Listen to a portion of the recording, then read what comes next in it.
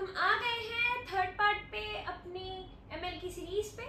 तो धीरे धीरे जैसे हम आगे बढ़ रहे हैं वैसे वैसे आपको बोरिंग सा लग रहा होगा, बट ये तो बेसिक है। अभी तो इंटरेस्टिंग पार्ट इंटरमीडिएट लेवल में आने वाला है, जब आपको एल्गोरिदम्स, उसकी वर्किंग, फिर उसके मैथमेटिकल पार्ट और बहुत बेसिक सी फ्लो पता चलेगी। तो यहाँ पे हम जो चालू करने वाले हैं वो है पाइथन की लाइब्रेरीज।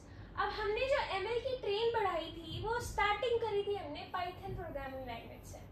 अब जब हमने पाइथन की प्रोग्रामिंग लैंग्वेज कवर करी थी तो मैंने आपको ये चीज़ बताया था कि हम आगे जाके पाइथन की लाइब्रेरीज देख रहे होंगे जिसके अंदर काफ़ी सारी इनबिल्ट फंक्शनैलिटीज और फिर फंक्शंस, ये सारी चीज़ें हमें दिए होते हैं जो हमारे मशीन लर्निंग के कोड में काफ़ी फ्रीक्वेंट यूज हो रहे होते हैं। तो हम आगे चलते हैं। अब हम पहुंच चुके हैं लाइब्रेरीज ऑफ पाइथन। अब हम यहाँ पे क्या पढ़ेंगे, तो पाइथन की लाइब्रेरीज कई सारी होती है, numpy, pandas, matplot, seaborn, tensorflows, ऐसी सारी लाइब्रेरीज का इंट्रोडक्शन आपको इस वीडियो में मिल रहा होगा।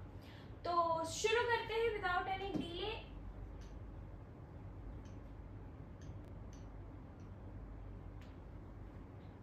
तो आते हैं पाइथन लाइब्रेरीज। पाइथन लाइब्रेरीज जो होती है वो एक सेट ऑफ फंक्शंस या सेट ऑफ ऐसी इनबिल्ट फंक्शनैलिटीज होती हैं जो पाइथन के अंदर इनबिल्ट होती हैं। जब भी हम अपने पाइथन को इंस्टॉल करते हैं अपने लोकल सिस्टम में, तो इंस्टॉल करते टाइम आपको ऐड टू पाथ के बाद पिप कमांड ऑप्शन सिलेक्ट करने के चेक बॉक्स आते होंगे जहाँ पे वो बाय डिफॉल्ट सिलेक्ट होते हैं। तो कभी सोचा है कि वो पिप कमांड बाय डिफॉल्ट कैसी चीज़ें स्टोर कर रहे होंगे? उनके अंदर लाइब्रेरीज, पैकेजेस और वेरियस फंक्शनैलिटीज आती है जो पिप के थ्रू हम अपग्रेड करते हैं और अपने कोड में इंटीग्रेट करते हैं। तो अब पिप होती है एक बेसिक कमांड जिसके थ्रू हम लाइब्रेरीज को इंस्टॉल करते हैं और अपने प्रोग्राम में यूज करते हैं। सबसे पहली आती है numpy। numpy क्या है? अब numpy, num something denotes for a numerical value, तो numerical Python is the full form of a numpy. It is a powerful library which is used for numerical computation. जितने भी numerical computation है जैसे arrays, matrices, vectors, scalar values and composite values, इन सारी चीज़ों से और mathematical operations से deal करने के लिए हमें numpy का यूज़ करना होता है। अब pandas तो जिसमें डेटा स्ट्रक्चर्स और सीरीज जैसी चीज आपको देखने को मिल रही होंगी। अब आता है मैटप्लॉट एक ऐसी लाइब्रेरीज है जो स्टैटिक है और एनिमेटेड है और इंटरैक्टिव है फॉर पाइथन। किस चीज के लिए? For tool visualisation. तो Matplot, pandas approximately similar work है, बस फीचर डिफरेंस है और इनमें सीरीज एंड डेटा फ्रेम्स बनाते हैं, बट इनमें हमारे पास कई सारे स्टैटिक टूल्स होते हैं जो हम आगे यूज करेंगे। सीबॉर्न में आता है डेटा विजुअलाइजेशन टूल्स जैसे कि attractive and informative graphics. Graphs आएंगी, वॉयलिन ग्राफ्स होती है, अलग अलग बबल शेप्स की ग्राफ होती है जो इतनी सुंदर होती हैं और समझने में इतनी प्रॉपर होती हैं कि वो किसी भी रिपोर्ट्स, एनालिसिस या फिर आपके रिसर्च पेपर्स में इजीली इनके ग्राफ्स को हम यूज कर सकते हैं।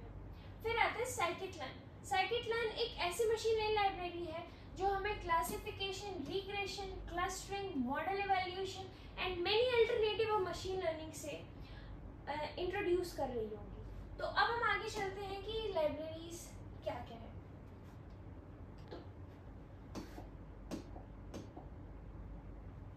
तो पहली लाइब्रेरी आती है numpy का सिंबल कुछ ज्यादा इंटरेस्टिंग नहीं लग रहा? कुछ तो हमें क्यूबिक सा, डायमेंशन सा ऐसा इंटीग्रेट होगा। अब देखते हैं numpy क्या है। numpy एक ऐसी फाउंडेशनल लाइब्रेरी है जो हमें पाइथन के अंदर हम उसे यूज करते हैं और इसके कुछ फीचर्स होते हैं जैसे इनमें न्यूमेरिकल डेटा यूज किया, जैसे हमने बोला num is numerical and py is for the python, that is numerical python इसका फुल फॉर्म है। और इसमें लाइब्रेरी जैसे पांडा, scikit-learn, टेंसरफ्लो, पाइटॉर्च ये सब इंटीग्रेट होते हैं numpy के साथ टू वर्क विथ नंबर्स। तो अब ये अभी हम अपने आगे कोडिंग और प्रैक्टिकल पार्ट में इस चीज़ को देख रहे होंगे। तो ये रहा हमारा इंपोर्ट, जो हमने इंपोर्ट किया अपना numpy। इसको हमने एक एलाइसिंग दी, जो अभी आपको बताया था एलाइसिंग क्या होती है। उस पूरे प्रोग्राम में थ्रू आउट अगर हमें किसी निक नेम से कॉल करना है अपनी लाइब्रेरी को, तो हम एलाइसिंग का यूज़ करते हैं, दैट इज़ एज। तो हमने np दिया हमारे numpy को। अब हमने एक वेरिएबल असाइन किया a, जिसको हमने बोला np.array। तो अभी ये चीज़ यहाँ पे दिख रही होगी, न्यूमेरिकल पाइथन है। न्यूमेरिकल पाइथन में ये मॉड्यूल है np, जो ये np हमने इंपोर्ट करा, और ये डॉट है जिसके डॉट एरे जिसके अंदर हम गए। तो ये एक बिल्ट इन फंक्शन एरे है जो यहाँ पे दिख रहा है, डिस्प्ले हो रहा है। अब इसके अंदर हमने एक मैट्रिक्स स्टोर करा 3x1 का, दैट इज़ 1, 2 and 3। और अब हमने दूसरा वेरिएबल बनाया b। सिमिलरली हमने उसमें 2d मैट्रिक्स स्टोर किया, दैट इज़ 1, 2 and 3, 4।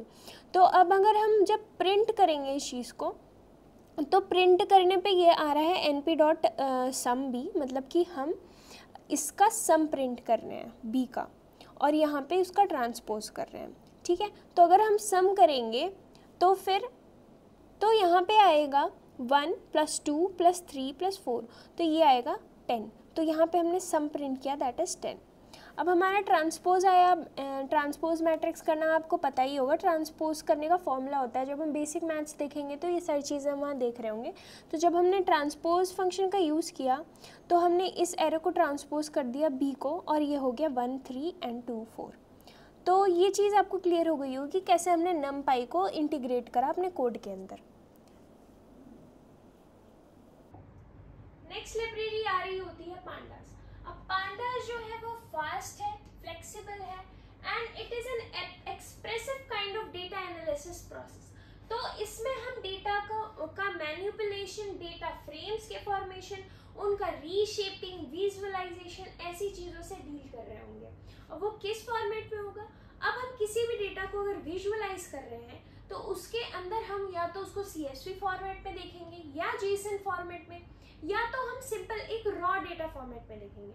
तो अब pandas के अंदर हम अपने डेटा को टैबुलर फॉर्मेट जैसे कि CSV या Excel, SQL टेबल्स, या फिर आप कह सकते हो JSON फाइल्स, इन सारी टैबुलर स्ट्रक्चर या डेटा में हम इसको इंटीग्रेट कर रहे होते हैं। इसके एक एग्जांपल देखते हैं। अब जैसे हम अपने pandas को इंपोर्ट कर रहे हैं, pandas the library name as PD। तो अब हम थ्रू आउट इसको PD या NP whatever you consider, हम इसका नाम चेंज भी कर सकते हैं, you may consider in that way.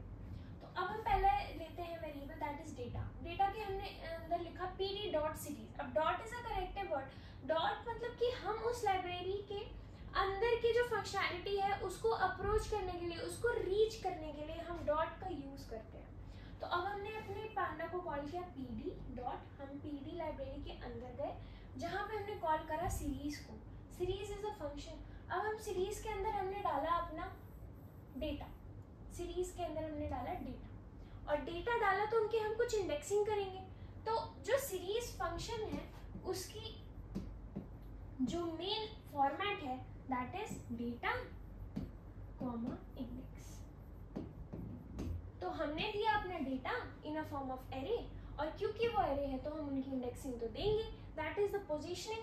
तो अब ये जो हम प्रिंट करेंगे अपना डेटा, ये किस फॉर्मेट में प्रिंट होगा? तो the output will be 10, 20, 30 and 40।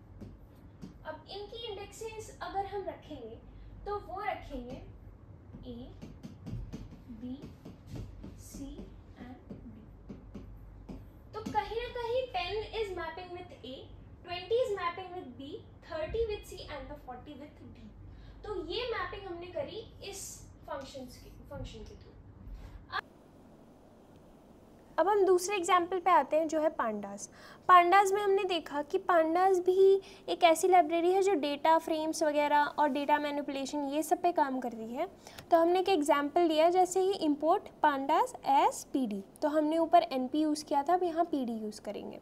हमने डेटा के अंदर एक डिक्शनरी का टाइप डेटा सेट बनाया, जैसे कि नेम, उसके अंदर हमने डाला एलिस एंड बॉब, और फिर एज जिसके हमने अंदर डाला 25 एंड 30। अब हमने उसका एक डेटा फ्रेम बनाया इस डेटा का, दैट इज़ pd.data frame का यूज़ करके। फिर उसके बाद df.describe करके हम अपने डेटा को डिस्क्राइब कर रहे होंगे और df के एज उन एज को प्रिंट कर रहे होंगे, उन नामों को जिनके एज जो है वो 25 से अबव है, जो है हमारा यहाँ पे बॉब। तो अब यहाँ पे देख रहे हो कि यहाँ पे हमारा प्रिंट हुआ है, तो ये हमारा प्रिंट हुआ है डिस्क्रिप्शन, कि हमने काउंट, मीन, स्टैंडर्ड, मिनिमम और फिर ये सारी चीज़ें यहाँ पे जो उस मैनिपुलेशन के अंदर होती है, जो स्टैटिस्टिक्स की वैल्यू होते हैं, count, mean, standard, minimum and all, ये सारी चीज़ें उसने कैलकुलेट कर ली हैं। डेटा डिस्क्राइब के बारे में हम अभी पढ़ेंगे आगे।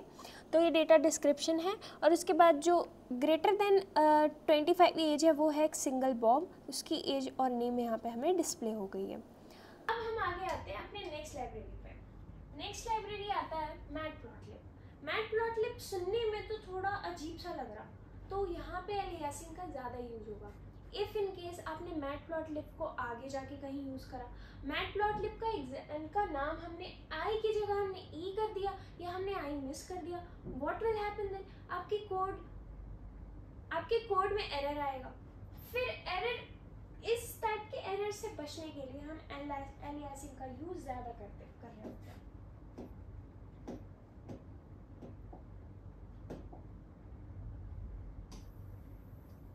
तो अब हम देखते हैं कि हमारे मैटप्लॉट के अंदर क्या क्या आता है। मैटप्लॉट एक ऐसी लाइब्रेरी है, पावरफुल लाइब्रेरी, जिसमें static, animated and interactive visualisation tools होते हैं। ये अभी हमने देखा, ये डेटा एनालिसिस, मैनिपुलेशन या फिर machine learning, EDA and the result visualisation, इन सब चीज़ों में यूज होता है। Plotting charts from pandas and libraries, तो मैटप्लॉट की इंटीग्रिटी पांडास और लाइब्रेरीज के साथ तो मोस्ट ऑफ द टाइम होती ही है, क्योंकि नंबर्स तो हम हर डेटा सेट में यूज कर रहे होते हैं, एंड पांडास तो obviously if we want to make data frames of that data, तो हमें पांडास का यूज तो करना ही पड़ेगा। तो अब हमें इसका एक एग्जाम्पल देखते हैं। जैसे हमने इंपोर्ट करा मैटप्लॉटलिब, अब मैटप्लॉटलिब के अंदर जो विजुअलाइजेशन होती है दैट हैपेंस इन द पाइप्लॉट। तो अब मैटप्लॉटलिब के अंदर हमारे पास कई सारे प्लॉट्स होते हैं, जिनमें से एक होता है पाइप्लॉट, जिसके अंदर कई सारे विजुअलाइजेशन टूल्स होते हैं। तो हमने मैटप्लॉट के अंदर डॉट लगा के पाइप्लॉट को एक्सेस करा और उसके एलियासिंग करके उसे PLT बना दिया। अब PLT से हम अपने लाइब्रेरी को ऑल द टाइम कॉल कर रहे होंगे। हमने पहले एग्जांपल लिया x, इसके अंदर आएगा 1 2 3 4 एंड 5। अब y के अंदर आ रहा है 10 to 40। सिमिलरली अब ये चीज x एंड y कहीं ना कहीं हम एक्सेस पे डिनोट कर रहे होंगे। जैसे PLT हमने अपनी लाइब्रेरी को कॉल करा और उसे प्लॉट करा।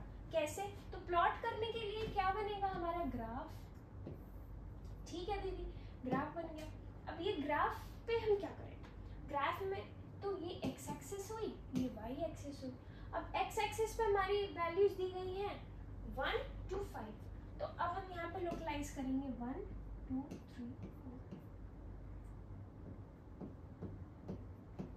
ठीक है। अब हमारा y एक्सिस पे आ रहा है 10 to 40, तो हम यहाँ पे कर रहे होंगे 10 20 30। ये हमारा x and y plot map हो गया। अब हमने क्या करा? प्लॉट करा x एंड y, तो ये वाला स्टेप तुमने कंप्लीट कर लिया। अब आया PLT.title।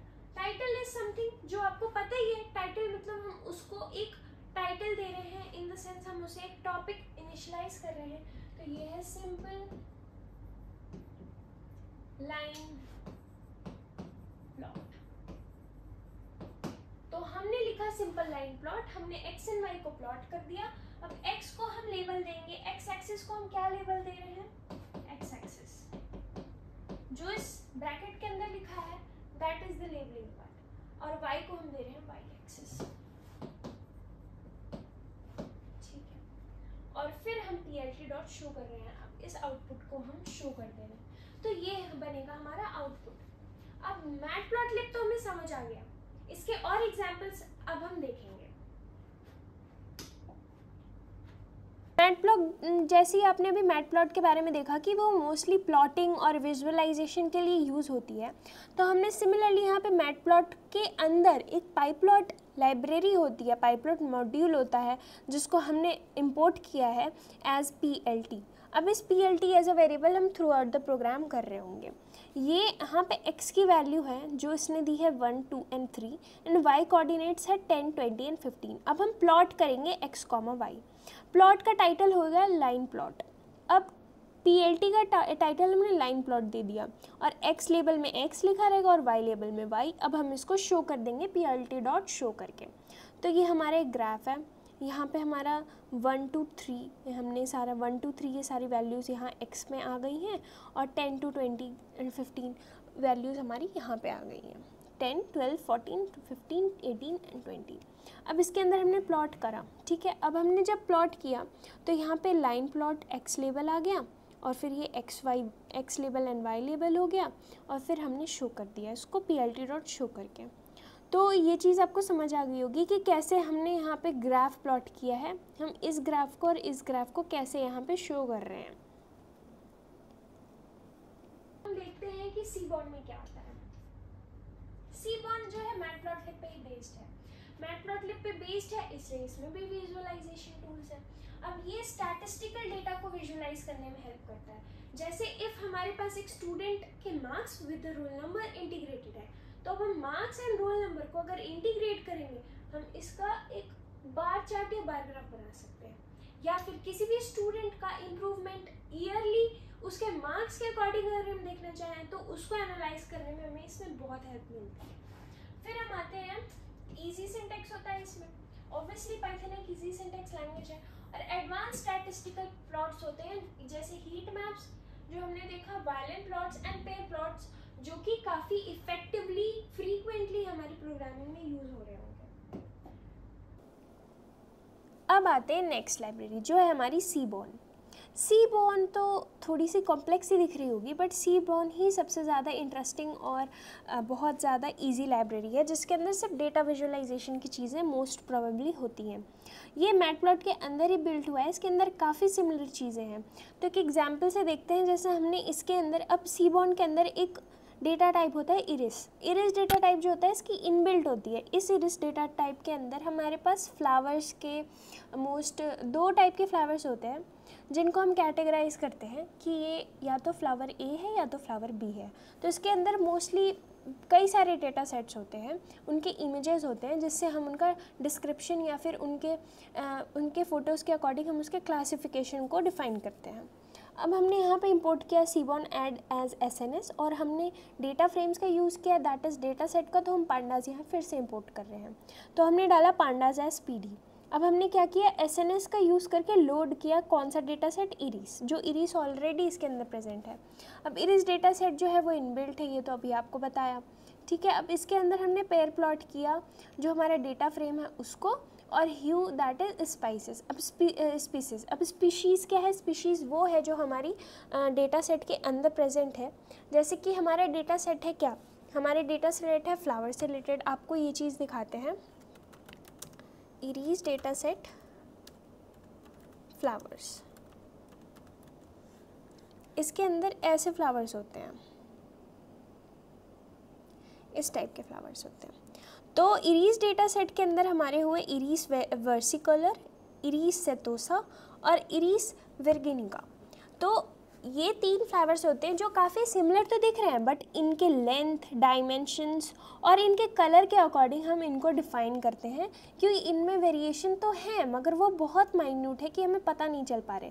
तो इनके न्यूमरस डेटा टाइप इरीस में प्रेजेंट है, तो इसलिए हमने ह्यू स्पीशीज़ का यूज़ करा।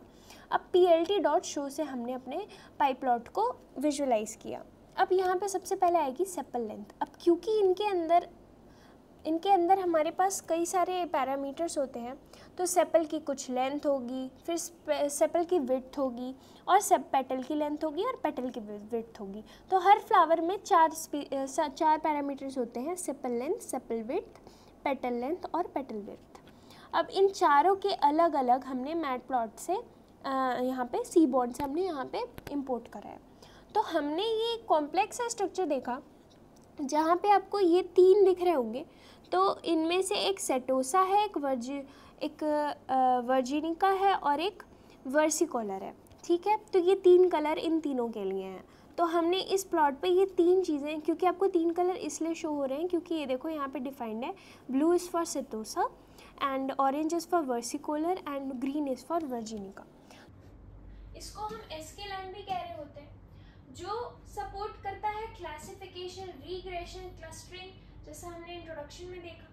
प्री प्रोसेस कर रहे होंगे अपने डेटा को, और कहीं ना कहीं पाइपलाइंस और हाइपर पैरामीटर ट्यूनिंग में भी ये यूज हो रहे होंगे। इतने लंबे लंबे वर्ड, ये क्या है?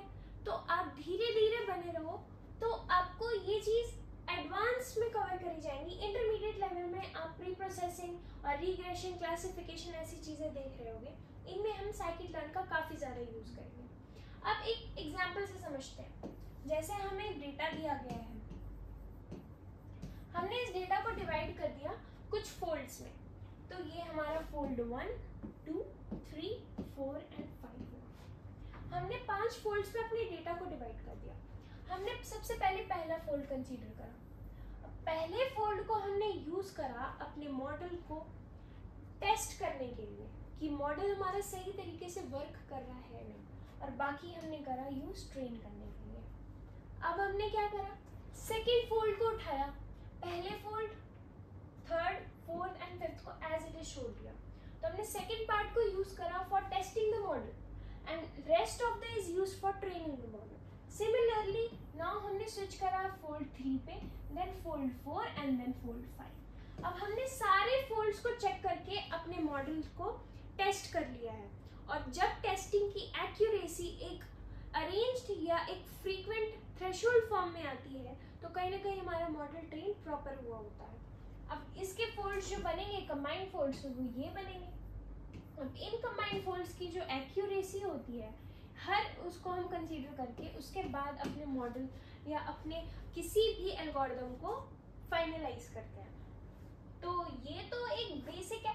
अब आपको क्यों ज़रूरत पड़ी अपने डेटा को इतने फोल्ड्स में डिवाइड करने की? तो देखो, अब एक एग्जांपल से समझते हैं। मैंने अपने पास एक बच्चे को बैठाया, ठीक है, मैंने उसको बोला A, B, C and D। वो कहेगा A, B, C and D, लेकिन अगर उसको याद हुआ या नहीं, मैं उससे पूछूंगी A, B के बाद क्या आता है, वो कहेगा C, ठीक है। तो अब अगर मैं उससे पूछती हूँ A के बाद क्या आता है, अगर उसने गलत प्रेडिक्ट करा और कहीं थर्ड फेज पे या फिर D या C को सही प्रेडिक्ट करा, इसका मतलब यही पता चल रहा है कि उसकी एफिशिएंसी अभी थोड़ी कम है।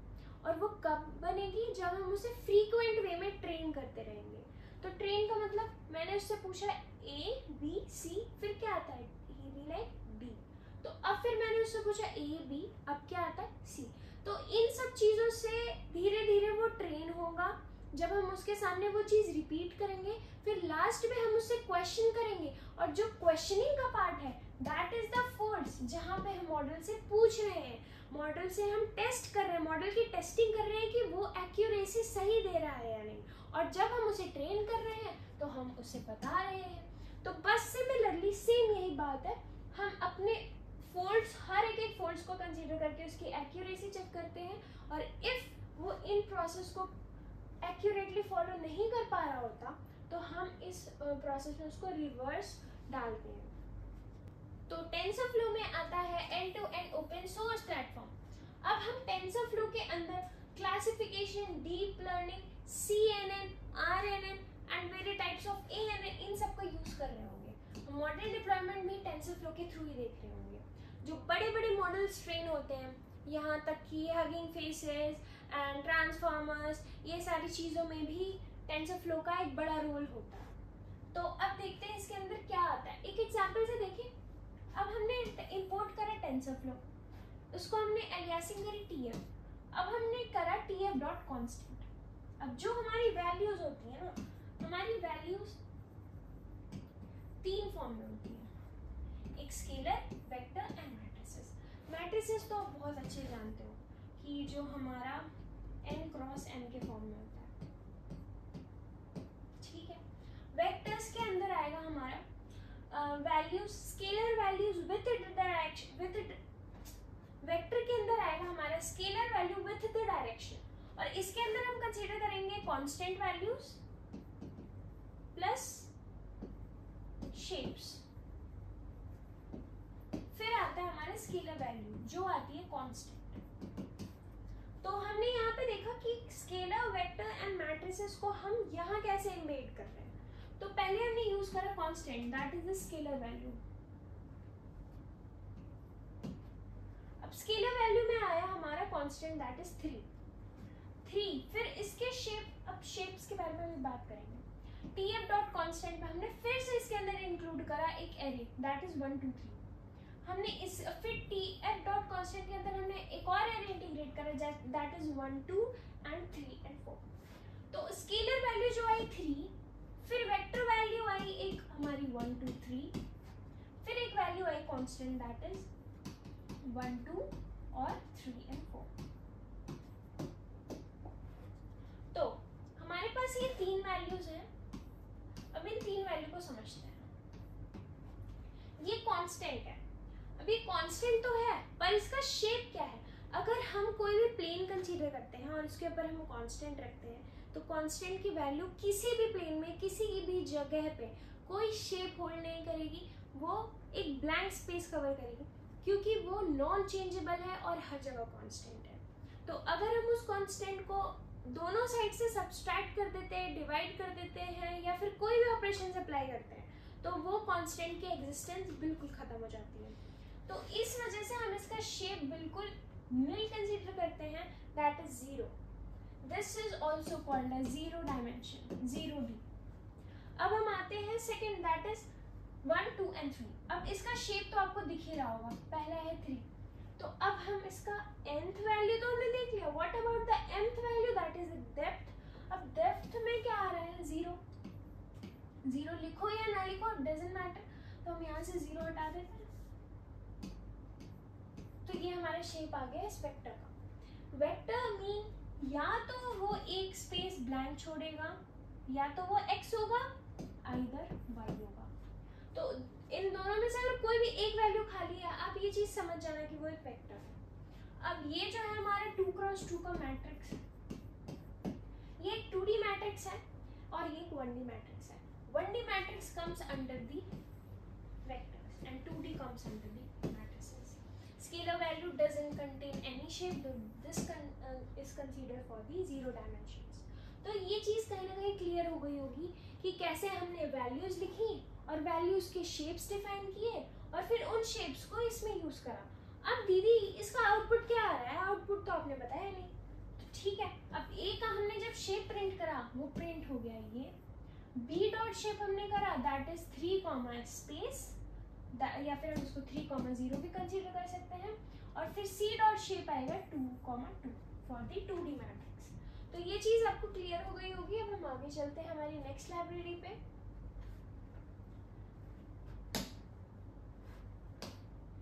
नेक्स्ट लाइब्रेरी आती है पाइटॉर्च, जो आज का लास्ट लाइब्रेरी है, जिसको हम बहुत अच्छे से देख रहे होंगे, कवर कर रहे होंगे आगे वाले पार्ट्स में, क्योंकि ये कहीं ना कहीं CNN, RNN जब हम अपने डेटा को लेयर वाइज स्ट्रक्चर में डिवाइड कर रहे होंगे अपने मॉडल को ट्रेन करने के लिए या फिर क्लासिफाई करने के लिए, तो वहाँ हम इसे ज़्यादा यूज़ करते हैं। तो एक एग्जाम्पल से समझते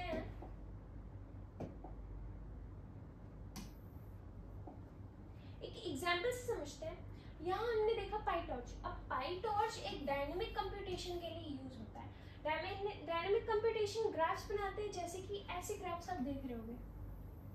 अभी ये एग्जांपल या इस इमेज को हम थॉरोली समझते हैं। दूसरा आता है पाइथन नमपाई लाइक सिंटैक्स, मतलब कि एक इजी सिंटैक्स होता है, इजी टू गो सिंटैक्स होता है, जो आपके इतने बड़े काम को एक इजी लैंग्वेज में कंपाइल कर रहा होता है। फ्लेक्सिबल कोड है and debugging is very easy, कि आपको इसके सिंटैक्स इतने क्लीन एंड नीट फॉर्म में मिलते हैं कि आपकी डीबगिंग की प्रोसेस भी इजी हो जाती है। And the last it is widely used in the research and industry purpose. Obviously आज के टाइम पे AI क्लासिफिकेशंस एंड डिटेक्शन जैसी चीज़ें इतनी ज़्यादा बूम हो रही हैं कि उनमें इन टाइप की लाइब्रेरीज का ज़्यादा यूज या रोल प्ले हो रहा है। तो इस एग्जाम्पल को समझते हैं। कुछ तो अच्छा सा दिख रहा है, ये है हमारी बर्ड। अब बर्ड है, ठीक है, इसको अभी एक साइड में रखते हैं, एक ह्यूमन बॉडी का स्ट्रक्चर देखते हैं। सबसे पहले आता है बोन स्केलेटन। उसके बाद आता है हमारे मसल्स, उसके बाद आता है हमारा blood and then comes the skin. ठीक है, तो जो हमारी लेयर्स बनी 1 2 3 4, सबसे पहले हम आया है बोन आर्किटेक्चर, फिर हमारे पास आया मसल्स, अब आएगा हमारे पास blood vessels and then the skin, epidermis या स्किन। तो हमने अपने ये 3 लेयर्स डिफाइन करे, first, second, third and fourth. तो जब भी हम किसी ह्यूमन को या फिर हम क्या, जब हम कोई भी मशीन को कहेंगे कि मेरी इस बॉडी को एनालाइज करो, तो वो सबसे पहले मेरी बोन स्ट्रक्चर आइडेंटिफाई करेगा, उसके बाद मेरी स्किन, उसके बाद मेरी muscles and then blood and then the skin, उसके बाद बनेगा एक ह्यूमन लाइक स्ट्रक्चर। तो सिमिलरली ये हमारा बर्ड है। इस इमेज को हम कैसे आइडेंटिफाई करेंगे? इमेज किसी भी चीज से मिलके बना है, जैसे कि बॉडी बनी है सेल से, इमेज बने हैं पिक्सल से। तो अब हम यहाँ पे ब्लड या बोन को नहीं क्लासिफाई कर रहे हैं, जस्ट फॉर एन एग्जाम्पल से हमने ये लिया, बट हम यहाँ पे क्लासिफाई कर रहे होंगे पिक्सल्स को। एक बैक एंड पिक्सल्स होता है, बैक फॉरवर्डेड पिक्सल्स होता है, फिर फॉरवर्ड पिक्सल्स होंगे and then the front pixel, जो उसको एक क्लासिफाई फिल्टर फॉर्म में शो कर रहा होगा। तो हमने इस इमेज के कई सारे पिक्सल्स बनाए, इनपुट कॉन्वोल्यूशनल, फिर उसके बाद हमने पहला लेयर बनाया, फिर दूसरा, एंड कंसिडरिंग जितने भी n नंबर ऑफ लेयर आपको इसके अंदर बनाने हो, फिर लास्ट में हम एक फिल्टर या क्लासिफायर लगा रहे होंगे जो हमें बताएगा कि ये इमेज तो एक बर्ड है। तो सिमिलरली उसी तरीके से हम अपने सारे लेयर्स को कनेक्ट करके लास्ट में एक आउटपुट दे रहे होंगे, that is this image is a bird. अब उन पिक्सल्स को हम इन छोटे छोटे वियर्ड से फॉर्मेट में क्लासिफाई कर रहे होंगे, जो बहुत सारे होते हैं, न्यूमेरस होते हैं। तो अब हम आगे बढ़ते हैं।